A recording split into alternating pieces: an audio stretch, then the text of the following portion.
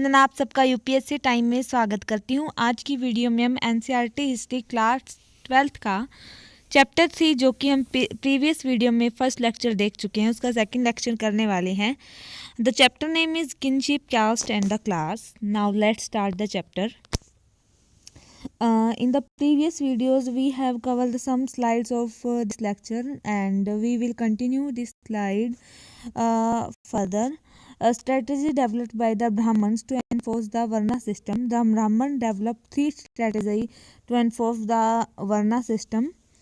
Firstly, Brahman asserted that the Varna order was of divine origin. Secondly, Brahman advised the king to ensure that the Varna system was followed within their kingdoms. Thirdly, Brahmans attempt to persuade the people that their status was determined by the birth.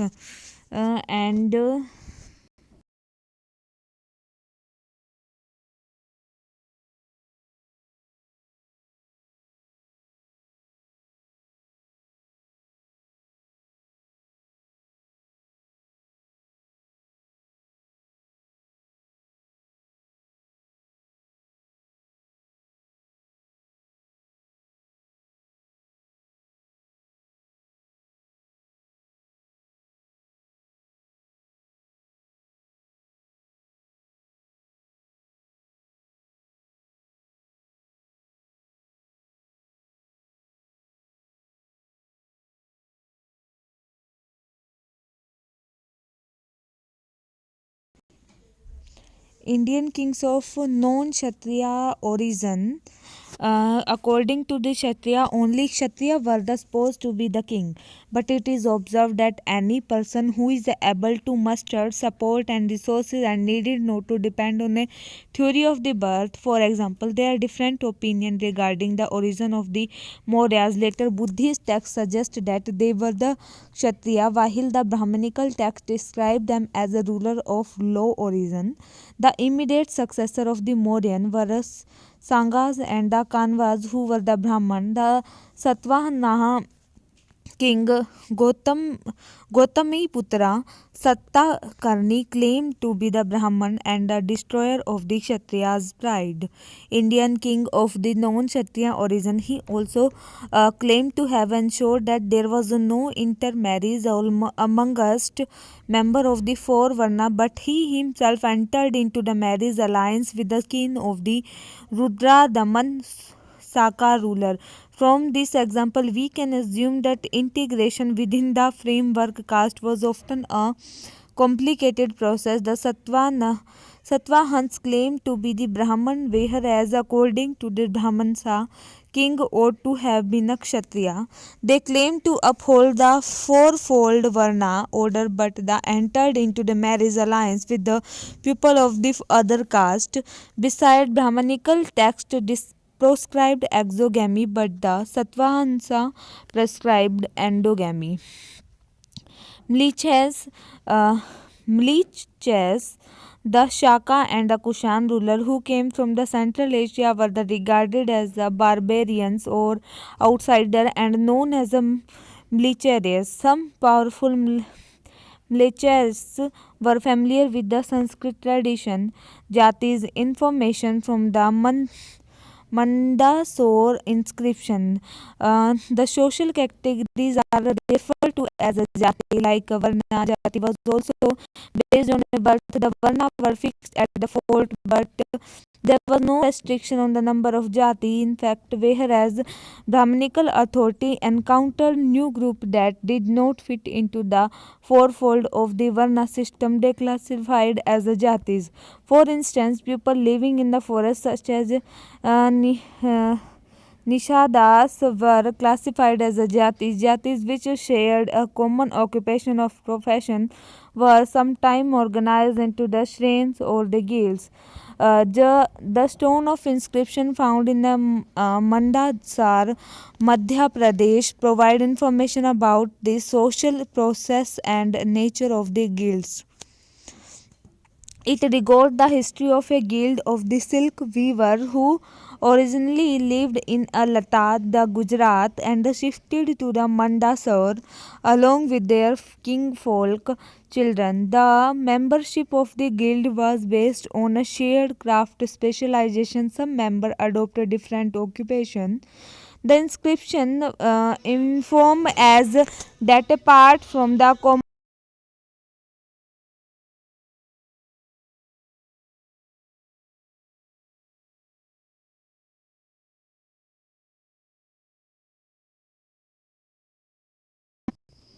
The inscription informs us that apart from the common profession shared by the member, they also collectively describe to invest their wealth earned through craft and construct a splendid temple in the honor of the sun god. Beyond the four Varnas, there was a population whose social practices were not influenced.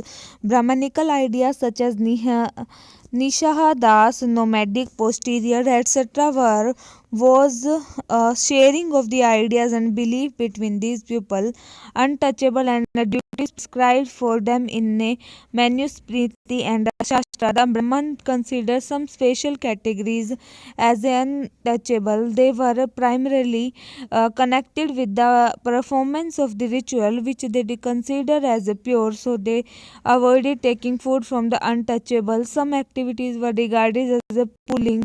These include handling corpse, dead bodies, and the dead animal. Those who performed such tasks were known as the Chandals. Untouchable and the duties prescribed them in a manuscript and the Shastra. They were placed at the very bottom of the social hierarchy. Touching and seeing them was regarded as a polluting by the Brahman. The Manusmriti laid down the duties of the Chandals. They had to live outside the village, use a discarded utensil, and wear cloth and dead and the ornament of the iron. They could not walk on out of the village and cities at night. They had disposed to of bodies of those who had no relative and serve as executioners. Observation made by the Faxian and Zhuangzhang.